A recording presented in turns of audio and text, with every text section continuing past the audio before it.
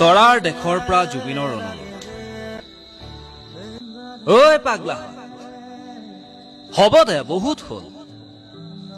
Justice for Zubeen Zubeen বুলি কোৱা বন্ধ কৰ। মই ন্যায় পালেও পাম, নাপালেও নাই। তহঁতৰ মৰমতেই মোৰ আত্মাই শান্তি পাইছে। I hate politics. মই কিন্তু ভবা নাছিলো মোৰ মৃত্যুক লৈ যে ৰাজনীতি হ'ব বুলি। ৰাজনীতিয়ে সমাজখন ভাগ ভাগ কৰে আৰু সংস্কৃতিয়ে সমাজক একত্ৰিত কৰে। পাগলাহঁত, তহঁতে মিলি থাকচোন। আমি না হিন্দু হ'ব লাগে না মুছলমান হ'ব লাগে। মানুহৰ সন্তান আমি, মানুহ হৈ জীয়াই থাকিব লাগে।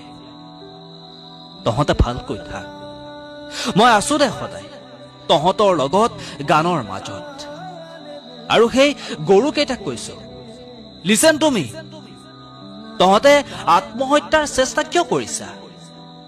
বেয়া পাইছো মই। মৃত্যুই সমস্যাৰ সমাধান নহয়। তহঁতে জীয়াই থাকিব লাগিব। মোৰ আধৰুৱা কামবোৰ এতিয়া তহঁতেই কৰিব লাগিব। মই নোহোৱাৰ বাতৰি পাই দীঘলী পুখুৰীৰ গছবোৰ বোলে কোনোবাই কাটিলে। দুখ পাইছো মই। পাৰিলে তহঁতে কিবা এটা কৰ। আমি নতুন প্ৰজন্ম হয়, ইচ্ছা কৰিলে দেশ সলাবও পাৰো, দেশ জ্বলাবও পাৰো। তহঁতে কিন্তু যি কৰা চাই চিতি কৰিবা। বিশ্বাস সহজতে কাকোৱে নকৰিবা, কাৰণ নিজৰ দাঁতেও কেতিয়াবা জিভাখনক বৰ বেয়াকৈ আঘাত কৰে। পাগলাহঁত, হ'ব দে, বহুত হ'ল কান্দা কাটা। মনত পৰিলে কেতিয়াবা আহিবি শুনাপুৰ। তহঁতে গাই দিবি আৰু মই নীৰৱ দৰ্শক হৈ শুনি ৰম।